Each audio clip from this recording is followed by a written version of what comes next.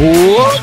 That was an ugly one to wrap up the regular season. Edmonton falls 5-1 at the hands of the Colorado Avalanche. Hello, everybody. Welcome to the Oil Stream Postgame Show, presented by GCL Diesel, Edmonton's diesel fuel systems specialists and providers of critical engine components for over 50 years. Tom Gazzola with you. YouTube Trev holding things down back at ESTHQ, and Matt Kassian will be stopping by shortly. We are live on location, Hudson's White Ave. Decent vibe for a Thursday night. A lot of people I saw in their cowboy gear heading down to Cook County, grabbing a bite and a beer, taking advantage of the drink specials, and the vibe was good. The game, awful, obviously, and we're going to break it all down with you. So I saw a lot of texts coming in already. 780-218-9999. We do want to hear from you. I'm bracing myself for the worst, but I think most people understand, given the depleted lineup by choice that the Oilers rolled with, that it was not going to be a favorable outcome tonight. Colorado basically going with its starting lineup for Game 1 when they take on the Winnipeg Jets in the first round. That series sounds like it's going to kick off potentially Sunday. That might be the Western Conference Series that begins Sunday. Edmonton expected to go Monday still. And I saw LeBron backing up old Tommy G. I'm just kidding.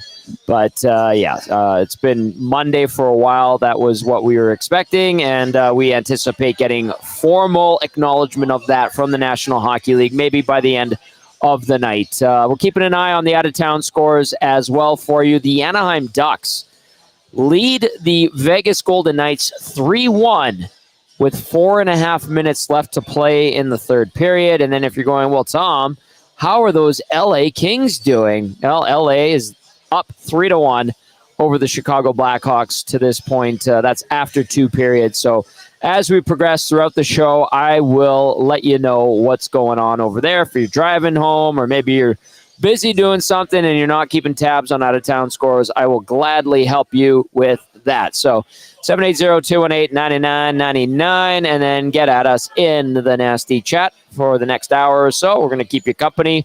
It's going to be a lot of fun. I want to send out a big thank you, first of all, to all the AM Nasties that showed up today at Hudson's White Avenue. Jasmine, Karen, their whole crew still here. Fantastic to see them. Norman at Combine, Tracy, Garen, Brody, all the boys hanging out. Rip City Step, VR Montenegro. We had, Mo was here. And, it was a good crew that showed up tonight. And it was always great to see everybody. And Cash also came by. So big thank you to everybody. I know it's a Thursday and it's kind of the last game before the playoffs. So not really as appetizing and as appealing as a watch party, maybe on a weekend or a playoff game. But a good turnout.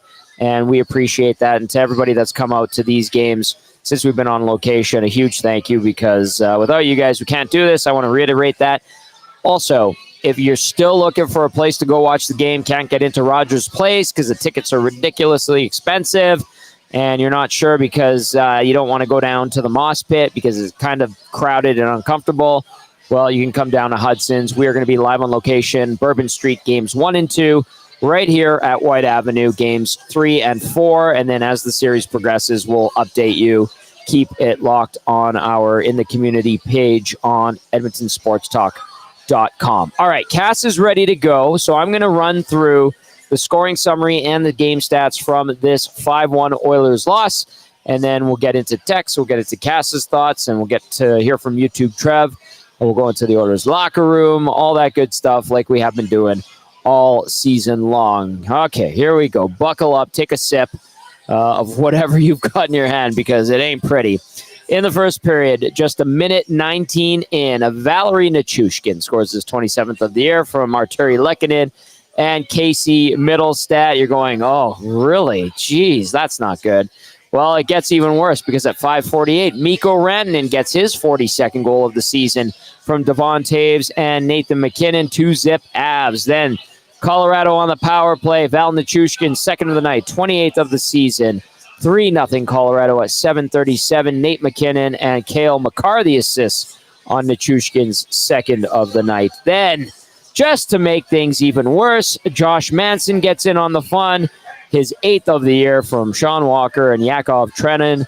10-17 time of the goal. But wait, the Oilers get one back, cut the lead to just 3. Dylan Holloway, his 6th goal of the season. Good run by Holloway here in this recent call-up. I like what he's doing, and he's showing he's ready to push. He's ready to push. I like this very much from Holloway. His 6th from Broberg. 2 points in 2 games for Philip Broberg. That's nice. Brett Kulak, the second helper there. 4-1. Colorado at that point, 15-22. In the second period, this is where the goal scoring ends. Zach Parise, he gets his 5th goal of the year from Ross Colton and Miles Wood at 12 minutes of the middle frame. 5-1 Colorado. Shots on goal.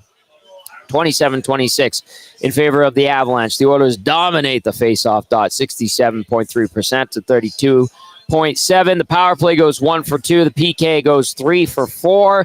Hits 17-11 in favor of the Oil. Block shots 16 for Edmonton, 12 for Colorado. Giveaways 7 officially for the Avs to 4 for the Oil. And then takeaways 10 for Edmonton, 9 for Colorado. All right. Text us 780-218-9999. And, of course, get in on the nasty chat. Let's get Matt Kassian in here. Last time this regular season. And, Cass, I mean, we were joking about what percentage of effort we would get to see from the Oilers tonight. I mean, it might have been 80% to 85%, but the lineup that they iced compared to what the Avs iced, it was no competition, and the Avs made short work of the Oilers tonight. Yeah, now we know how the San Jose Sharks felt all season long. Ooh. Well, look, but that's kind of good point, kind though. of how it was, like, yes. Where you have 1 or 2 guys that they can play, and not that the rest of them can't play. They're a lot of NHL players, but it's just you're playing against a better team. Yeah, you're just playing against a better team, and really, when the game, we'll call it, more evened out in the second and third period, Colorado had enough of a lead where they're like, okay, we can just kind of take the foot off the gas pedal, cruise, and cruise through this, and not put our own players at risk. So yeah, I mean, it was kind of maybe a little bit faster than I expected from a Colorado standpoint at the start of the game. But then they just settled into cruise control, and it's kind of what you expect from the Oilers lineup. I mean, you don't dress really the entirety of the top of your lineup. It's probably not going to go well for you, and it didn't. And that's okay. Let's not freak out. Nobody panic. I haven't looked at the nasty chat or the text line yet.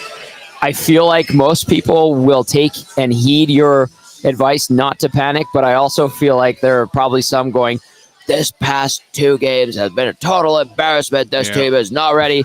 I look forward to reading those, to be honest with you, because this will make tonight fun. Just a quick update for you. 1:54 left in the third. Golden Knights on the power play, still trailing 3-1 against the Anaheim Ducks. All right, Cass. We anticipated it wouldn't be a great night for the Oilers. I don't think we expected it to be a 5-1 shellacking. But if you were to take anything at all, anything out of this, like what could you take or what would you look at and be like, well, all right. Well, Sam Gagner was still blocking shots with a minute left. Love that. That's a leader. There you go. There's that. I mean, Dylan Holloway got a power play goal. Yes. There's just not too much to take from it, Tommy. I mean, I like the decision to take Stuart Skinner out after the first. You didn't know how it was going to be. So, yeah, just get him out of there. And he would have been fine the rest of the way. But no need to keep him in there at that point. Tommy, you can't, without you like 5 or 6 guys in the lineup, you can't really, like what are we going to pull from this from a system standpoint or otherwise? You can't really pull that. I mean, I like that the guys battled. Fogel, I thought, actually had a decent game. I like Fogel's game, and he's been pretty solid recently. Could have had one. Would have been nice for Ryan to get that breakaway goal near the end, semi-breakaway goal, I guess. Mm-hmm. Would have been nice for him to cash in on one right at the end of the season. But, Tommy, there's a reason all those guys don't play on the first line typically, but they had success in third and fourth lines, and you saw a game tonight where, again, Colorado had their guys. They pushed early. You could see that the pace wasn't going to be there for Edmonton to hang in early enough, and it is what it is. You summed it up very nicely, and while you were going through that, the Anaheim Ducks added an empty netter 4-1. An applause from a few Oilers fans. So it looks like we're talking about an LA Kings Edmonton Oilers series. How about that, Cass? Like, there you go. Is that a positive for tonight that people are going, well, at least that went Edmonton's way tonight? Well, maybe. I mean, if you truly view that as being Edmonton's way. Now, I think it's a slightly better matchup, so sure. But agreed. Yeah, I don't know. I don't think we need to over applaud it, because now what if Vegas wins the first round and you play them in the second round and they're healthy and they have built momentum and you're playing a better Vegas team in round 2 than you would have seen in round 1. So you still got to beat their asses, right? Like, exactly. You got to get over that mental hurdle. Exactly. But I mean, hey, listen, you stomped on the LA Kings stomped isn't maybe the right term, but you beat the LA Kings in the playoffs before. You're probably feeling pretty confident, feeling good about yourself going in, even if you're not feeling good about losing tonight, although I don't think anyone's feeling too poorly about it. No. LA just allowed a goal to Chicago. It is 3-2. I like this ice surfing. It's 18 minutes left, 18 and a half. Cam Talbot in goal for the Kings. This one, obviously, in LA. So we're going to play scoreboard watchers as we'll see if the Oilers can wind up matching up against the LA Kings for a third consecutive spring, or if they do end up with the Golden Knights. So, but Joaquin Gage just texted you and I and said, my God, Talbot let in a horrible goal. Yep. And he texted me a few minutes before that. It actually might have been in the group text. I'm not sure. Yeah. About Vegas not wanting to play Edmonton. Be like, boy, Vegas didn't want to play Edmonton with how they played that game. Here's a question for you, because we talked about who the Oilers want to play. Right. Do you think either Vegas or LA looks at Edmonton and says, we'd rather play the Canucks, or we would rather play anybody else? That's a good question. I like that you posed that one. I would think, and I if you feel differently, text us, let us know. I would think LA probably does not want to face Edmonton. They don't want to lose this game, but I don't think that they're in that revenge mode that they had last year. They're probably thinking maybe we can get a series against some other team, and maybe who knows what happens. We get on a magical run because something different happens in the first round, and there's that mental hurdle is gone, right? Those demons are exercised, and maybe they don't have to go through Edmonton. And then I think the Golden Knights probably don't mind facing Edmonton, to be honest. That would be my perception of it. How would you look at it? I don't know. It's a tough one, because with the Golden Knights and with the LA Kings, it's like, you're either facing Edmonton or you're going to face, most likely face Dallas. I'm just looking at Nashville's, because I think if LA wins, no, Vegas would still finish. So if LA, you're either facing Dallas or you're facing Edmonton, and both teams would suck to play against. So I don't know. I mean, I had a conversation with a couple of Vegas guys, and actually, I've talked with a couple players on various teams in the Western Conference who have all been like, man, Edmonton, I don't know if it's kind of scary to go up against those guys. But at the end of the day, the story, I guess, is still the same for whoever plays Edmonton. Is like, well, you're probably going to have to go through them at some point. Somebody's got to go through them at some point. Yeah. Might as well be us. Going to be a tough series, going to be a long series. We're going to have to play really well. We're going to have to shut McDavid down. We're going to have to pressure their defensemen, but we can still do this. But yeah, I don't know. It's an interesting thought to try to view it from the other side in those. Fair point. Oh boy, Chicago just tied it up. This is going to be the night. We're going to be kind of talking about the Oilers, but at the same time, it's like, what is LA doing? They just blew a 2-goal lead. Looks like Anderson scored. Let's see what happened. Kopitar turns over the puck at the blue line. Cass, those are a coach's favorite. Yep, gets beat in the neutral zone. Little flip, little chip. And I don't know. Joaquin, if you're listening right now or watching, please give me a breakdown of that goal. What do you think of it? I mean, it starts with Kopitar fumbling and bumbling the puck in the offensive zone, and then Talbot slides and a little chip past him as he goes the wrong way. Oh, boy, 3-3. Oiler fans here are a little bit angry, Cass. They're a little bit angry, and I understand. So let's see what happens. Do I need to remind people the scenario? They just got to get to overtime. They get to overtime. Yeah, get to overtime. If they get to overtime, they're good. Oh, Jasmine wants to say hi to everybody, and there's Cass. Say hi to Cass and Trev.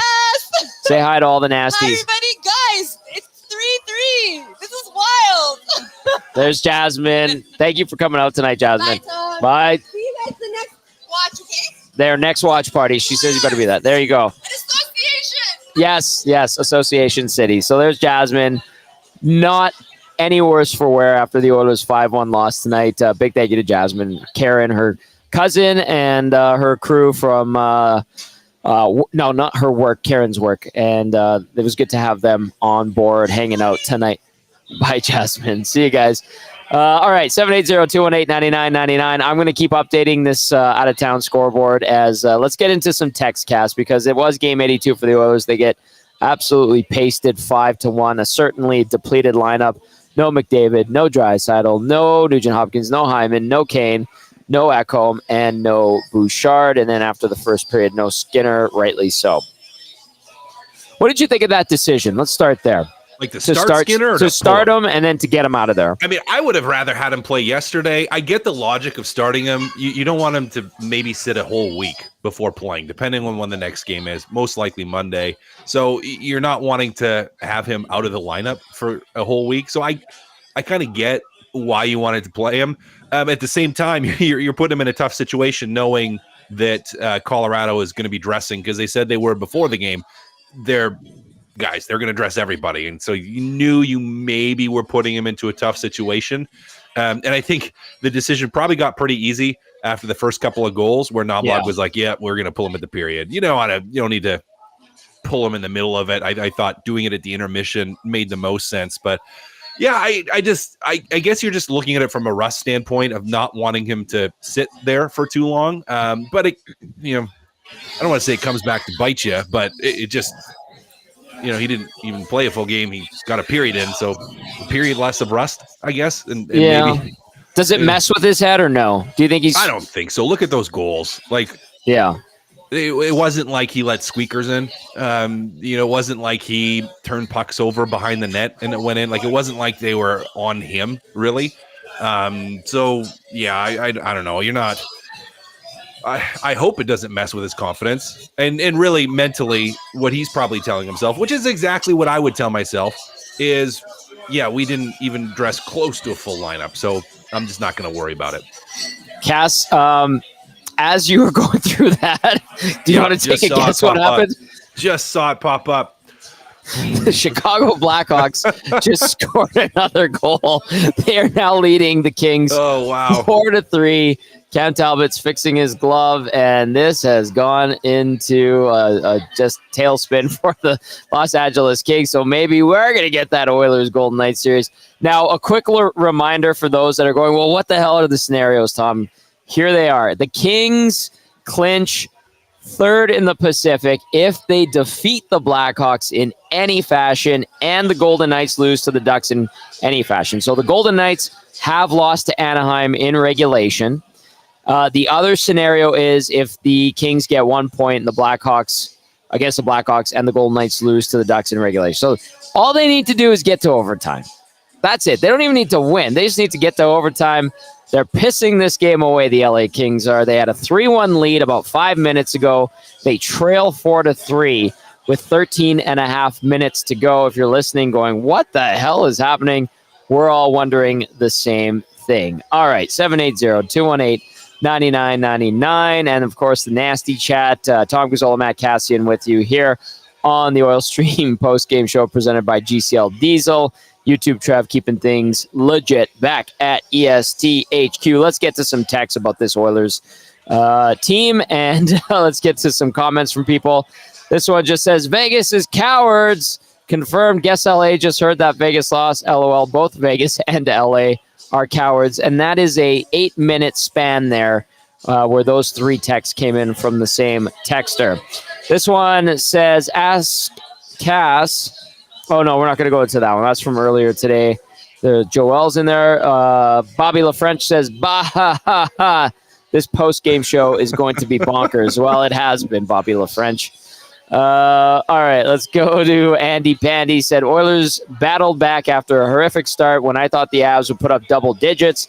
Not sure why Noblock had Skinner in there. Not exactly giving your starter a lot of confidence heading into the playoffs after getting a mercy pull. Holloway, McLeod, and Fogle were very noticeable, playing excellently, but they just couldn't finish. How many posts have the Oilers hit down the stretch here? Nurse and Cece were both poor tonight. I thought Henrique could have shown more, and Stetcher looked lost. Broberg has a future here if he can get a little bit tougher in his own zone. He skated himself out of trouble and can move the puck nicely. Kings, it is Andy Pandy, and it was 3-1 LA when Andy Pandy sent that in. It is now 4-3. My, how Chicago. The turntables turn. Oh, they have turned so quickly on the LA Kings, who look a little bit lost right now. They have 11 minutes and 30 seconds to get their butts in gear. Andrew in London says, my question is, why start Skinner? Didn't take a genius to see that coming. Also, Knights. Kitchener 4-0. Andrew in London, Ontario, keeping us up to date all season long about those London Knights. Let's go to Klima's Lid. Says, if you're going to sit half your team, your starting goalie should be one of them. Bring on game 83. Okay, here's a good one from Hockey Girl, because I think this is a conversation or a thought that a lot of Oiler fans are probably having right now after what we've seen from this particular player. Hockey Girl says, Holloway is running one hell of a campaign. I have a feeling he's going to be elected. Cass, you and I'm not moving on my thought that as good as Holloway has pushed, I don't think he starts game 1. Has anything changed in your opinion? Because you and I have kind of talked about this a little bit as it's progressed. No, I don't think so. And he's played well. Like, he's played very well. He's done what he could do. Really, he has done what he could do. Yeah. If Andrew Kane is going to slide right into that spot, and you're not going to play Holloway on the 4th line, so he's probably coming out of the lineup. But the good thing is, Cass, like you said, he's done everything he could do. He's pushing. Yep. He's pushing. And how, if you're a veteran, are you feeling when you know that the young guy is looking good, albeit against, San Jose is not a great team. He had a great game against Vegas. That was an excellent game for the Oilers. Yep. Obviously against Arizona, nobody really had a particularly great night. And then tonight, he's one of the few guys that's going against a really strong Avalanche lineup. So the fact that he's pushing, do guys that are veterans take notice of that? And does it give them an edge, perhaps? Maybe a little bit. Like it might. They're going to see it. They're going to see that he's playing well. They're going to see that. They're going to see that Dylan Holloway's pushing, and it might push guys a little bit. But at the end of the day, they're going to. Guys kind of know who is going to play. Now it's going to push. It's not going to push necessarily Evander Kane because he's not coming out of the lineup. Now the bottom 6 guys, could it push them a little bit? Yeah, for sure it can. But again, I don't think even for guys mentally where they're at right now, that's not what they're going to be thinking about or worrying about. They just want everyone playing well, and that's kind of where the brains are going to be. All right, fair point. 780-218-9999. Tom Gazzola, Matt Cassian with you. YouTube Trev back at ESTHQ. Let's go to this text. Says 2 big bonuses tonight. The Oilers still finish ahead of the Leafs in the standings, and Matthews didn't hit 70. Love it. It's playoff time, baby. Adam from Lloyd says Vegas crosses over to Central, boys. We wouldn't play them until conference final. That was before Cam Talbot and the Kings allowed 3 straight goals to trail 4-3 with 8:39 remaining in the 3rd period. The Liquid Beaver says Nashville will play Vancouver, I think. Another text from X-Ray J says, so Edmonton outshot, out-hit, won the turnover battle, more block shots. What was the problem? It couldn't have been Stu's .692 save percentage, yet everyone is saying no need to worry. Saw some pictures of Connor Bouchard and Hyman looking awfully dejected, but sure, Stu is definitely dialed in, ready to lead this club to the cup. I think X-Ray J is being very serious about this text. That sounded serious. That's why I was laughing. X-Ray J, man. There's a the rolling brakes. eyes emoji at the end of it. Cass, what would you tell X-Ray J so he's not as wound up? Pump the brakes. Pump the brakes. You know, if we have like a 694 save percentage in game 1 and you want to throw that text at us, sure. Yeah. By all means, go ahead. But scratching McDavid, scratching Hyman, scratching Draisaitl, you know, basically you scratched everybody, and you shouldn't worry. Don't worry. Don't worry. Don't worry. Do not. Don't. Just don't. Just don't. Don't worry. Don't worry. Don't worry. X-Ray Are you J. saying don't worry? Don't worry. Don't worry. You're fine. It's okay. X-Ray it's J. okay. Cass is here to console you. All right, let's get to a couple more texts really quickly. Card says, last time Cogs and Gags ever share the ice. If that is the case, Cass, how will Sam Gagner be remembered? And where could you see a guy like him with his hockey bloodlines and just ability to get along with everybody? Where could he wind up in his future in the game? Because it's likely, I'm assuming he stays in it somehow. Yeah, he stays in it somehow. Now, whether that be, you know, wetting his teeth in the scouting side or working somewhere in the hockey ops side, he'll get involved somewhere. Now, especially if it's here in Edmonton, you know, well known in the community, well appreciated, well loved in the community. So Yes. he'll slide in somewhere. Now, whether again could be a brand ambassador, could be even on the business side, he will find a place in hockey somehow. You know, his dad obviously is still very involved in the game, and who knows, maybe that's a direction he wants to go. So we'll see what happens with Sam. I wouldn't be surprised if the organization hires him in some capacity. As you said a couple of years ago, I think he wanted to keep playing. Yeah. They'll probably look at doing the same thing again. Yep. Add to the fact that now Jeff Jackson, who I believe Sam was his first client when he went into the agency game, is the CEO of the Oilers, and I think that will play a factor, make it more like home. Not that it wasn't before, but I think there's a future, like you said, Cass, for Gagner as a member of the Oilers. All right, let's go to KL. It says, hey guys, the team just going through the motions with this game.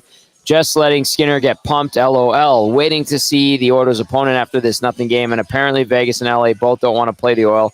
Giving the scores in those games, just waiting for the weekend for playoff games. LFG, yes, KL. 5.5 minutes remain. Chicago leads LA 4-3. LA was winning about 10 minutes ago, 3-1, and it's blown up in their face, just absolutely amazingly. Let's go to what Teef says. Holloway looks awesome since the call-up. Are Vegas and LA scared of the Oilers? Either way, we will see you in the playoffs, and that's on Monday. Ken says, is Cass psychic? The minute he puts it out there, maybe neither the Kings nor the lying, cheating Knights might not want to meet the Oilers. Both teams tank against the bottom feeders. Cass, what are the Lotto Max numbers? I should be playing tomorrow. That's from Ken. Well, I'm not one to play the lottery, but you could go like 4, 8, 15, 16, 23, 42. Nice. I hope you win and share those winnings with Cass. That's a throwback to Lost. Don't spend your money on. Oh, is that what that is? I never got caught in the Lost. I just Googled it really fast because I didn't know it, but seriously, it's probably a waste of money. So don't. Okay, fair enough. Let's go see what's going on in the nasty chat. Penner's Pancakes, what's going on? Oilers eliminate round 1. Vegas wins 4-0, says CGE Escorts. Oh boy. Spency 5 sets. He says, how many posts did the Oilers hit tonight? Good scoring chances for an AHL team versus Avs team, in my opinion. It could have been a 10-goal game easy. What else do we have? Bury the cheater. Don't worry, Cass has got us. Yes, Cass has your back, and that's a good thing, as always. Cass, let's get YouTube Trev in here. All right, is the kid okay? Are you worried, Trev, or are you good with leaning on Cass and thinking, all right, it's going to be fine. It's going to be fine, like Cass said, because I agree with Cass. Yo, what's up, boys? Yeah, I'm just grabbing some audio and video right now, so we'll get to that pretty soon here. But as far as tonight's game, yeah, like no worries. Like all the big guys were gone, and they let in 5 goals. They also had all the big guys in yesterday, and they let in 5 goals. So I'm not worried at all. It's it's fine. They were buzzing. The Colorado Avalanche, they haven't played since Sunday, and you could tell. Like they came out strong. They were whipping that puck around. They're one of the best teams in the world, and they have 2 of the best players in the world. So as far as the matchup going into the playoffs, I'm surprised that people were cheering when it was looking like the Oilers were going to be facing the Kings. For me personally, for entertainment side of things, I guess I just get bored seeing the Oilers play the same team in the playoffs the last 2 years. I like to change it up. And so with the Vegas Golden Knights, that's the matchup that I want, and I'd rather the Oilers face them now. As opposed to, the Vegas Golden Knights, there's a good chance they'd go far. Like, they're the reigning Stanley Cup champs. So beat them while they're down in the first round. That's what I want. Beat them right away. And I think the Oilers can most definitely do that. I also think that there's going to be a little bit more revenge for the Kings. Like, they've got out by the Oilers the last 2 years, and who's to say, there's going to be so much more animosity towards the team. They're not going to want to lose 3 years in a row, so I could see that series being way more physical, and we've seen in times past, like they play the Oilers pretty good, and it's always very physical, and it's only amped up more in the playoffs. So I'm looking, bring on the Golden Knights. I'm pumped. Let's go. Very nice, Trev. Very nice. I was looking through the nasty chat, and I noticed, was it Vancouver fans got in there? Oh yeah, he's been around for a bit. He's been around for a bit. His mom he's let in him out from timeout. that cabinet under the stairs. I like that response, Cass, as you yelled at him. He is now in timeout for the next few minutes at least, and we'll go for. I saw that we've got a live one there. Who sent that in? Whoever did, thank you, because that's what I think it was. Mike Smith, and I was like, what did I miss? So I was watching the game a little bit, but yeah, Cass, how long do you want to stick around? Do you want to hear from the Oilers a little bit? I don't know if we need to, Tommy. I mean, we're gonna hear about how they didn't have guys in the lineup, and Colorado pushed, and they had some good individual efforts today, and it's time to focus on the playoffs. Oh, great individual efforts for sure. That's going to be pretty much to a T what you're going to hear tonight, Tommy. It's almost like and have been through this before, Matt Cassian. Right. I mean, it still feels like a new experience for Oilers fans to have a couple of meaningless games at the end of the year on the good side of things. On the good side. That's a good reminder. All right, Cass. We got a few minutes before we're ready to go with audio and video from the Oilers locker room following their 5-1 loss at the hands of the Avalanche. The team wraps up the season with a 49-27-6 record. I don't know if the regular season is what is going to define this team, and when we look back on it, how we really break it down. I think it'll all come down to what happens in the postseason. But when you look at this regular season, Cass, what comes to mind, and how do you think it'll be remembered when people actually look at the regular season? Well, when you look at the regular season, you're going to look at the dramatic swing from being one of the worst teams in the league to being the best team in the league for the remainder of the season. From where you, myself, and pretty much everybody had written them off, said there's no way they get back into this, no way at all. And they completely did and proved us all wrong and played incredible hockey from November on. Played fantastic, absolutely fantastic. Had a record-setting run of wins. And Tommy, that's what we're going to look back at. Now, we're all going to forget about that depending on what happens in the playoffs. Yeah, we will all forget about it depending on what happens in the playoffs. So for now, I'm going to think about how fun it was watching them play really well. I'm going to think about how fun it was watching them have a massive win streak. Think about how fun it was watching Connor McDavid get 100 assists, Zach Hyman scoring over 50 goals. Like there's lots of great things that happen this year. I'm going to enjoy it for a couple of days, Tommy, and then I'm just going to completely push it out of my mind because it's going to be playoffs. And nothing you did in the regular season matters anymore because you're in it and you got to win. That's the bottom line. I believe it was Shaggy in St. Albert who said put up or shut up. And I like that very, very much. All right. So whether it's Vegas or whether it's LA, how does the strategy change or does it at all? How do you think the Oilers are looking at it? Because Cass, I don't think they really care who they face. They just want to go out there and win. That's what they've been saying. They're going to say the same thing, and they're going to take the same mentality that we've been hearing from all the interviews for the last 3 months, which is process. Yeah. We're going to stick to our process. We're going to play our game. We're not going to worry about their game. We're going to go out and we're going to play our game because we know we're good, and when we play our game, we have a good chance of winning. That's going to be the mentality. That's going to be the focus. Doesn't matter if it's LA, doesn't matter if it's Vegas. Go out and play your game. And for the Edmonton Oilers, that means no big grade A turnovers defensively. It means getting aggressive on the forecheck, high pressure. It means not just throwing hope plays to the front of the net, and it means being patient at times, not trying to force it. When they do that, they're a really difficult team to play against, and Tommy, they have a high likelihood of success. Cass, I have to say this. We're done 82 games. Regular season's over, and I'm not going to lie to you. You had a hell of a regular season. That's for damn sure. And I really look forward to seeing the playoffs and what happens because your backups were pretty good too. But our starter, I would say our starting game analyst was excellent. Well, thank you. I appreciate it. You, as always, were excellent. Trev, you were excellent as well. Hope you framed that piece of pizza that you stuffed in your suit coat.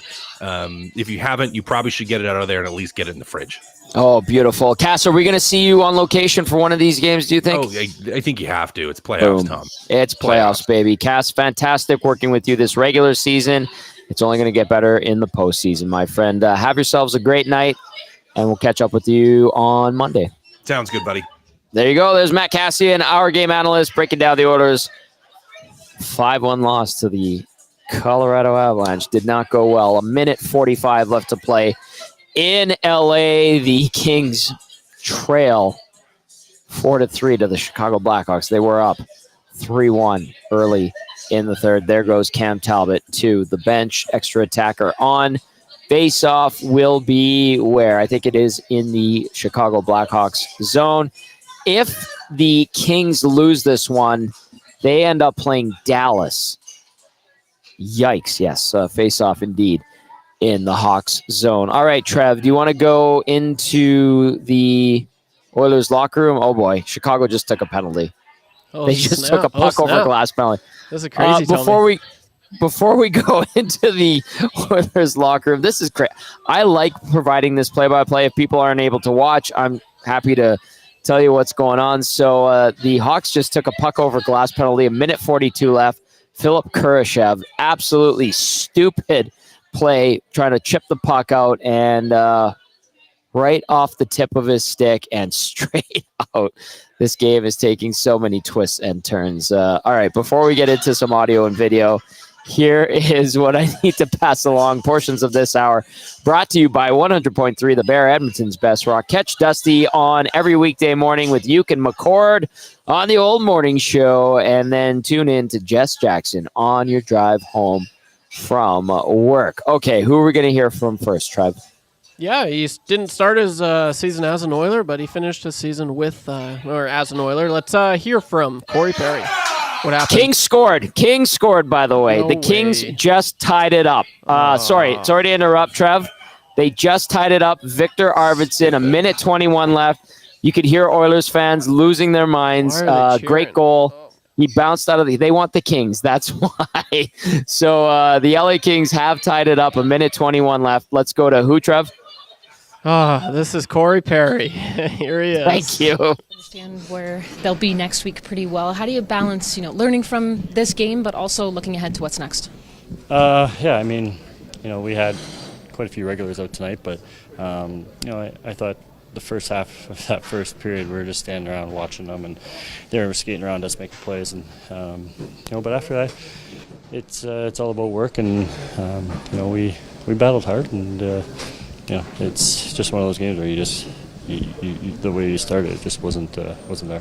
How much of a different mindset do you enter this game when there are so many guys out of the lineup? Yeah, I mean it's not easy replacing 6 guys that play over 18, 20 minutes a night. I thought we battled hard.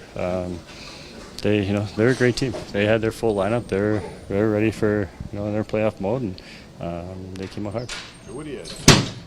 when you look at the lineup and you realize who you're not playing, and then you see who they are playing, it's almost like a preseason game on the road, and you're a rookie again. Like, how do you go into that game and think, what's the goal? What's the aim when you go in that game? It's just about good habits. Just working hard, just keeping it simple.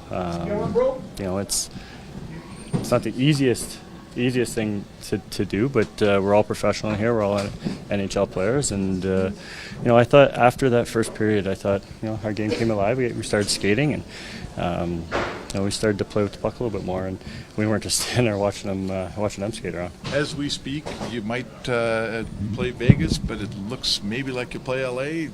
Yeah, we're just talking about that. Do you care, and what do you think? I don't think it doesn't really matter. They're both tremendous teams, and it's just a matter of wait and see, and then we'll go from there. All right, there's Corey Perry, and his team will indeed face the LA Kings. The Oilers will for a third consecutive spring. LA forcing overtime. Sorry, Trev, I flipped back over to the YouTube, and it was a little bit delayed from our show being live, and I saw my reaction when I cut you off. I'm so sorry.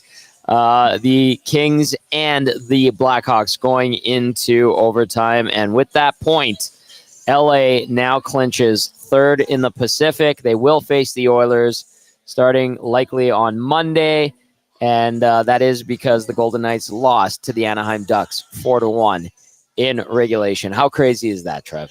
The Golden Knights losing to the Ducks, like, really? When does that happen? That's so, it's ridiculous. And then, right, I don't even know. There seems to be a lot of nasties. Dennis O, it's official. LA, let's beeping go, as you have the Q2. There you go.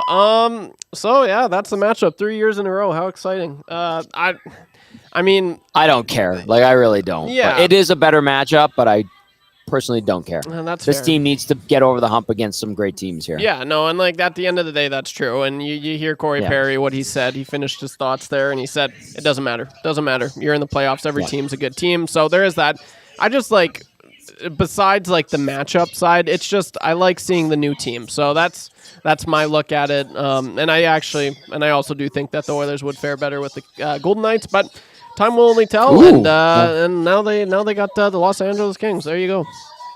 There you go. The Oilers will face the Kings for a third straight postseason in the first round. LA tying it late. Victor Arvidsson on the power play to make it 4-4, send the Kings into OT. They pick up a point. Now, this could change. It won't. If the Kings decide to pull the goalie and get scored on. That is a scenario that could happen. It definitely will not. I'm being facetious and sarcastic. We did see Minnesota lose a point in overtime earlier in the year, pulling the goalie a couple times, actually. I'm just saying that because it is something that could happen, but LA just scored, by the way, 6 seconds into overtime. What's going on, Tommy? What is this? Are you think your reaction says it all, Trev. Like, literally, as I was talking, the face-off went, Adrian Kempe goes down, and he just fires one home. Like, LA wins. Get a load of that. You're going to get, Adrian Kempe, he's an absolute killer. He's such a stud, especially in the playoffs. Wicked shot, great skater. So, man, it's going to be insane. And, that's one thing, this last year's series, it was entertaining as all hell, Tommy. Like, it was fun. You got the close games. You got the OT. It was heavy hockey. Every aspect that you like that in playoff hockey, the Oilers and Kings, it covered that. So, at the end of the day, I can't really be too picky because the Oilers are back in the playoffs, and it's always exciting. Nasty chat reaction. Pretty good. Rip City Step says, let's go. Matt says, that was quick. James says, Kings score. Crazy says some stranger. Jen says, oh boy. Cash, just like you. Trev says, against the Kings, third year in a row. Yeah, so there you go. Wow. Crazy finish in overtime in LA. They were up 3-1. Have 3 unanswered scored on them by Chicago. Tie it up late, minute 30 left. Victor Arvidsson on the power play, then Adrian Kempe 6 seconds into OT wins it for LA. So that is who the Oilers, will face in the first round. What a crazy half an hour, 35 minutes. So, with that being said, Trev, let's go back inside the Oilers locker room. Who's next?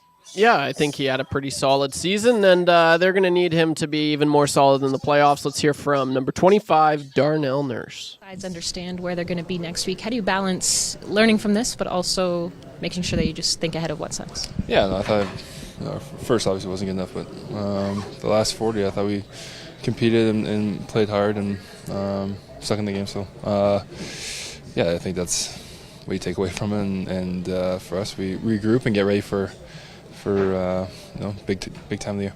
In a game like this, where so many of guys who play key minutes are out of the lineup, how do you adjust accordingly with your mindset specifically? I think you just got to get to the simplicity of our game and our systems. And like I said, we didn't do that in the first period, but in the last 40 we did to a better extent. So that's usually how you manage it. We got to do it for a full 60. You had to rein that game in. It was the first, period. Didn't go very well. Yeah.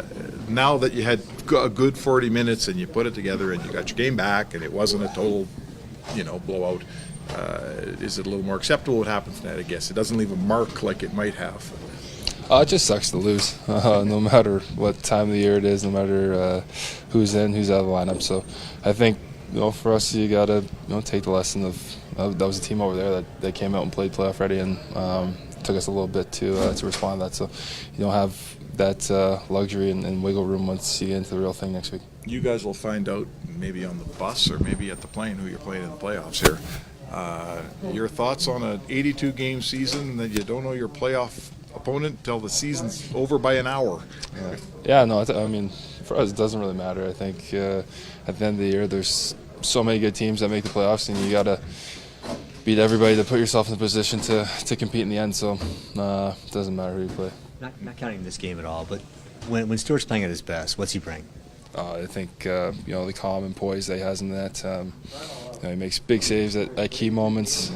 I think every time you look back there, he's just he's calm and brings that presence to the team. So he's been incredible for us all season long, and he'll be the same moving on. Is he different than last year? Yeah, he's probably just a little bit more maturity, right? Being more comfortable. I think just as a team and as individuals, that's what happens as years go on and more experience, you get more and more comfortable, and that's skins to a team. All right, there was Darnell Nurse talking about his team's 5-1 loss to the Avalanche, obviously, and then talking about his netminder. Okay, Trev, a little bit of business to get to here. Let's go to the big save of the game, presented by Christopher Boyle, business owner, tax saver. Christopher Boyle strategically works with both businesses and families with strategic planning and risk management, like a goalie, protecting the net, shielding your paycheck from unforeseen events like illness or hospitalization, and ensuring your family's financial stability in the face of unexpected circumstances. Check them out, ChristopherBoyle.net. Let's go. Trev, who is the big save of the game, presented by Christopher Boyle? Okay, so bear with me, Nasties. There was not a lot to pick from tonight, but I'm going to try and wing this one. You got Valeri Nichushkin. I think it was on the power play. It was in the first period. It was a cross crease kind of style play, and Nathan McKinnon to Valeri. He didn't get all of it, but he shot it on net. Stuart Skinner, he made a pretty okay save, and that's your save of the game. Everything else was pretty there wasn't any game just unbelievable saves tonight, Tommy. I was really looking, and it was tough. So that's what I got for you nasties tonight. I do apologize in advance. But, so it was him robbing Valeri Nichushkin. He got 2 goals tonight, but he could have had a hattie tonight. He didn't. So, yeah, that's what I got. All right, that is the Christopher Boyle big save of the game. Check him out, ChristopherBoyle.net. Trev, let's go back inside the locker room. Who is left from the Oilers? Yeah, Corey Perry didn't start the season as an Oiler, but you know what? I'm very satisfied to hear what Chris Noblock, or just to see what he did this season. Him and the whole team turned it around, but I think he was a large part for that. So great first season for him. Here's hoping there's a few more down the road. Here is Chris Noblock. First period, you felt like you guys kind of came alive a little bit more. What did you think of how you guys responded after a first like that? Well, I think the first 10 minutes we were a little bit starstruck or just paralyzed, just trying to make the perfect play. We weren't moving our feet. We're overthinking, and ultimately we were just defending, and they were making plays, and they really took it to us in the first 10 minutes. And then, got a little bit better, but in the second period, I think we started skating, simplifying our game, and just playing hockey, and it was much better after that. In hindsight, should Stuart Skinner have been subjected to playing behind that lineup against this team? No, it's not.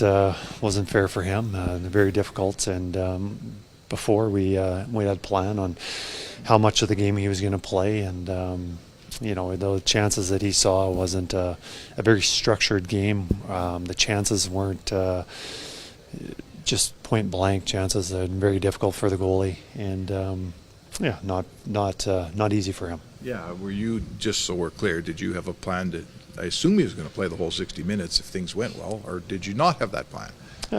We talked about it, but it wasn't set what we were going to do.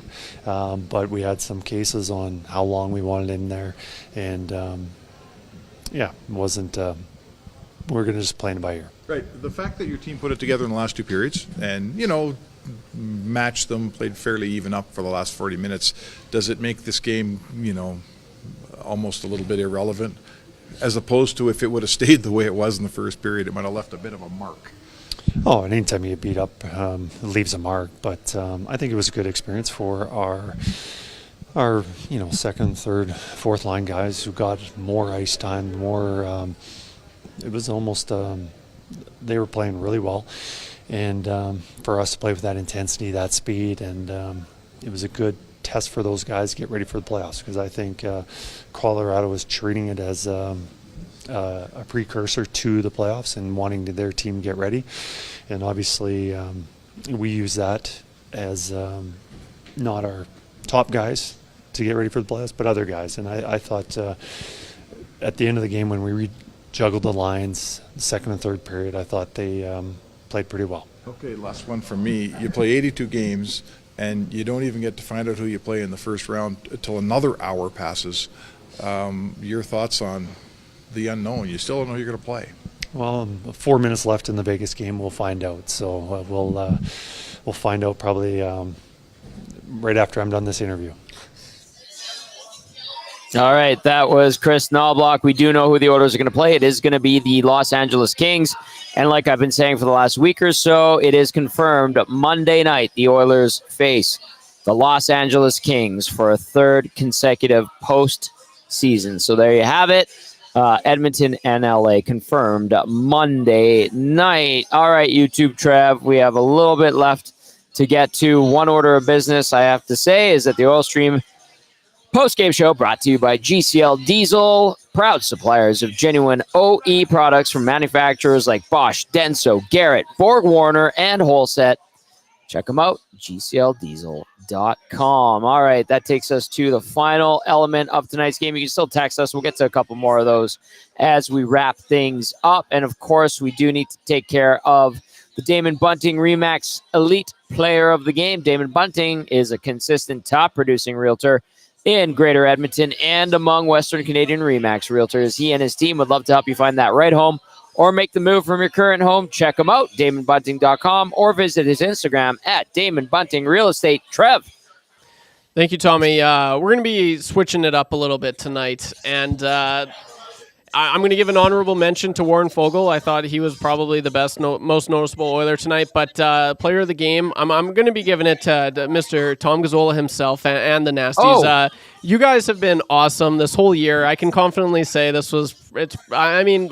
it's crazy. I think why it's flown by for me is because I've just been enjoying it and I've just been soaking it all in. From learning from Tom Gazzola, from Matt Cassian, from Joaquin Gage, all the guys here at EST. And, and we wouldn't be able to do it if it wasn't for you Nasties. So from your comments every single show, from the Box Pounders, the Norman Combines, the Joels, all of you. And I know there's so many to say. Mike Smith, you guys are absolute beauties.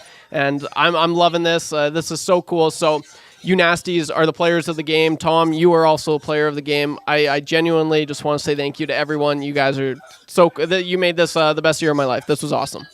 Wow, the kid coming through in the clutch. A huge shout out and cheers to YouTube Trev. Fantastic. Well said, young man. I'll enjoy a sip on that. Mic down. Yeah. No, thank you. Yeah, I you did. appreciate that, Nicely Tommy. done.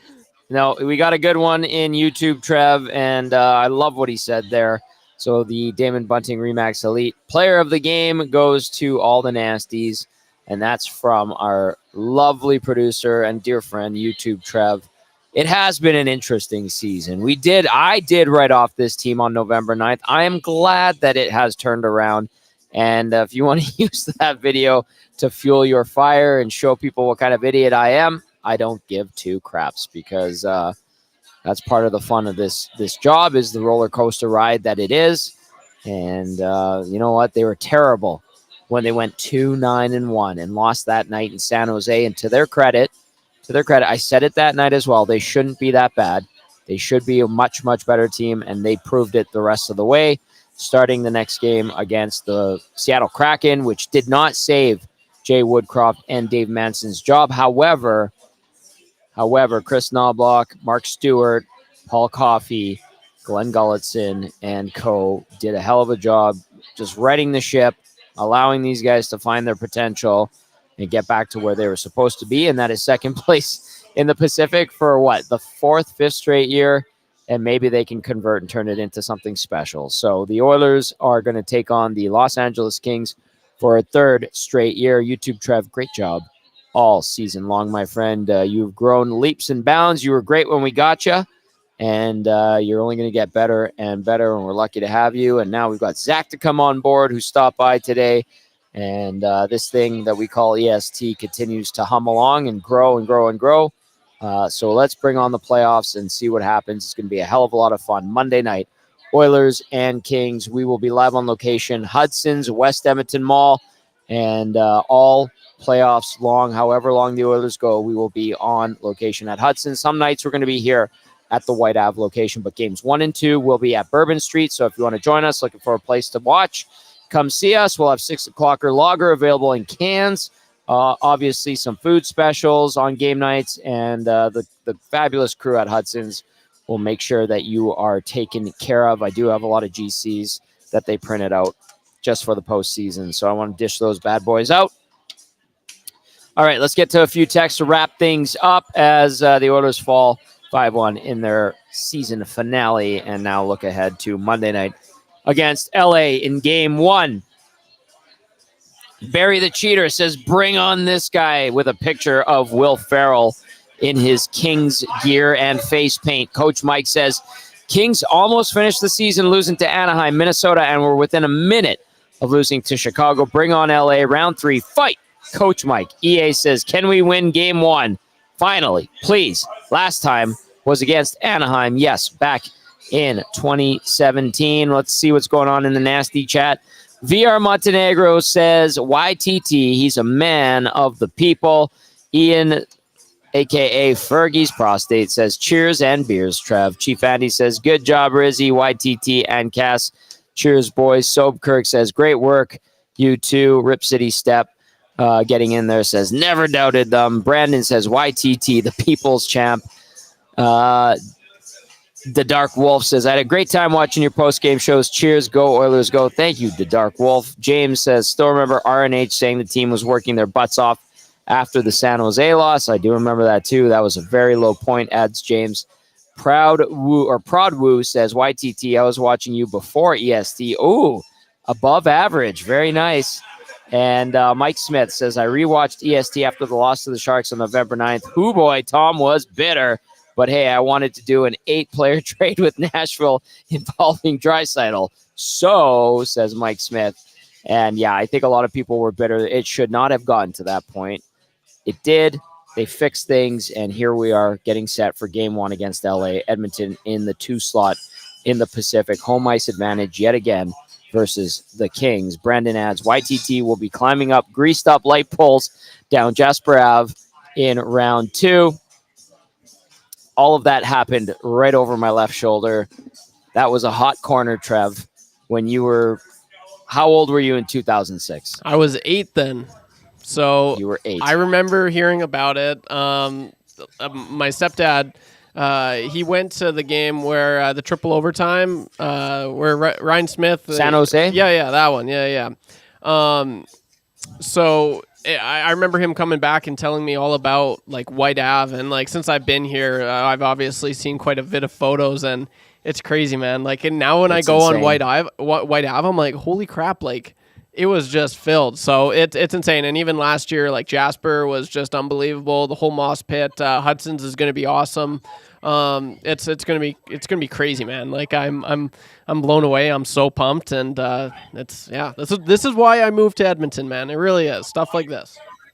Man, you're doing great work with us. We love having you, and onward and upward, buddy. The real work starts on Monday for the Edmonton Oilers. A big thank you to everyone. A huge cheers once again for joining us all season long here on Edmonton Sports Talk, and we can't wait to ramp things up in the postseason. Live on location, pre and post game, every game day, starting at Bourbon Street, Hudson's at West Edmonton Mall on Monday. Oilers Kings Game 1. Let's go. It's a long road ahead, plenty of work to be done as the Oilers look to atone for last year's second round ousting at the hands of the Vegas Golden Knights. For Matt Cassian and YouTube Trev, I am Tom Gazzola saying thank you so much for being with us all season long. Bring on the playoffs, ladies and gentlemen. We will see you on Monday. Ciao for now.